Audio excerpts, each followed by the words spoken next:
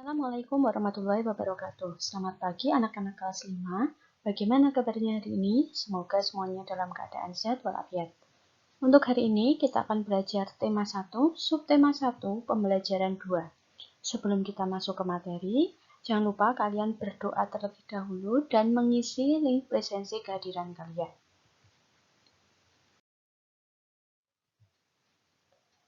Nah, sekarang kita perhatikan dan kita simak gambar cerita berikut ini. Pak Rudi mengajak Edo ke kandang kelinci miliknya. Kandangnya sangat luas, kelincinya banyak sekali. Pak Rudi dan Edo memberi makan kelinci. Mereka memberikan wortel. Kelinci sangat suka makan wortel. Semua kelinci berkumpul mendekat pada Edo. Edo senang sekali. Edo tertawa kegirangan melihat tingkah lucu kelinci-kelinci di kandang kelinci milik Pak Rudi. Semakin lama diamati, tingkah lucu kelinci semakin mengemaskan. Edo pun ikut berlarian mengejar kelinci. Sesekali, Edo menirukan gerakan lucu kelinci, melompat, berlari, dan berdiri dengan dua kaki. Nah, gambar tadi kita sebut sebagai gambar ilustrasi. Apa itu gambar ilustrasi? Gambar ilustrasi merupakan gambar atau karya seni rupa dua dimensi. Fungsi dari gambar ilustrasi yaitu untuk memperjelas suatu pengertian atau paparan. Bagaimana langkah-langkah dalam membuat gambar ilustrasi? Langkah-langkah membuat gambar ilustrasi. 1. Gagasan. Gagasan ilustrasi harus bersumber dari materi yang akan diilustrasikan. Setelah ada gagasan, kemudian menentukan tokoh, adegan, suasana pendukung adegan yang akan digambar. Kemudian yang kedua, sketsa. Menggambar sketsa ilustrasi biasanya menggunakan pensil. Sketsa biasanya masih berbentuk garis-garis yang merupakan rancangan sederhana secara umum. Ketiga, pewarnaan. Dalam mewarnai, rancangan gambar dikerjakan sesuai hasil yang diharapkan. Organ gerak hewan dan fungsinya. Sebagai makhluk hidup, hewan memiliki organ gerak yang membantunya dalam kegiatan sehari-hari. Tanpa organ gerak, hewan tidak dapat bergerak untuk berubah posisi atau berpindah dari satu tempat ke tempat lainnya. Pada dasarnya, organ gerak pada hewan dirancang agar makhluk hidup tersebut tetap aktif. Bila hewan diam atau duduk terlalu lama, malah akan menyebabkan tubuh terasa sakit. Organ gerak digunakan hewan untuk melakukan berbagai macam gerakan, misalnya berlari, berenang, melompat, terbang, loncat, melata, dan merayap. Organ gerak hewan dan fungsinya. 1. Kanguru, organ geraknya yaitu kaki, yang berfungsi untuk bergerak yaitu dengan melompat.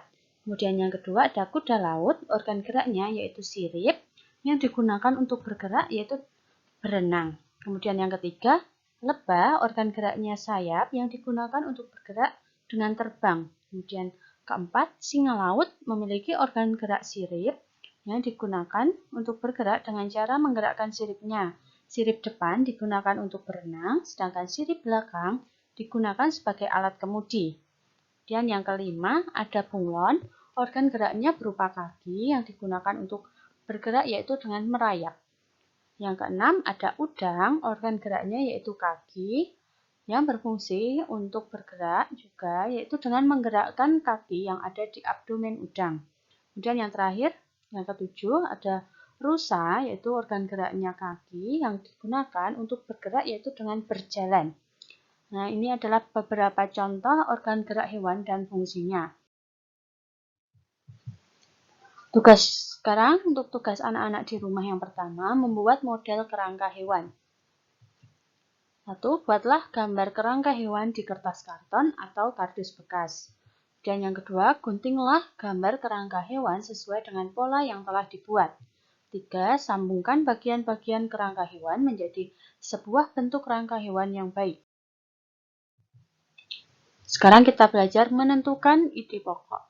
Di pembelajaran sebelumnya kita juga sudah belajar menentukan ide pokok dalam teks bacaan.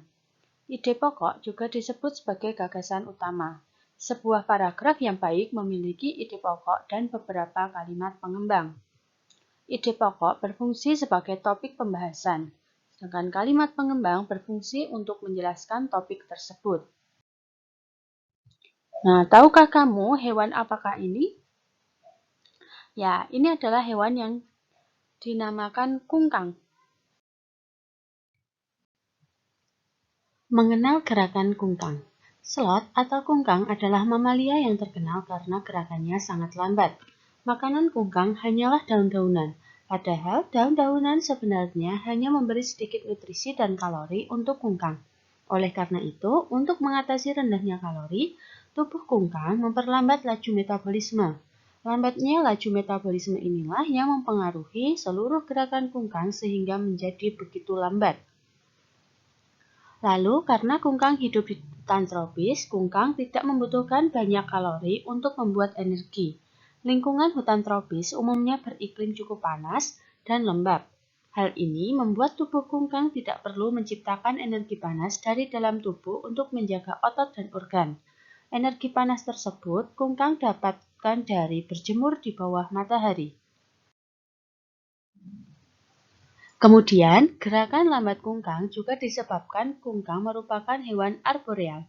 Hewan arboreal adalah hewan yang menghabiskan sebagian besar waktunya di atas pohon. Dengan tinggal di atas pohon, mereka tidak perlu bergerak cepat untuk menghindar dari predator.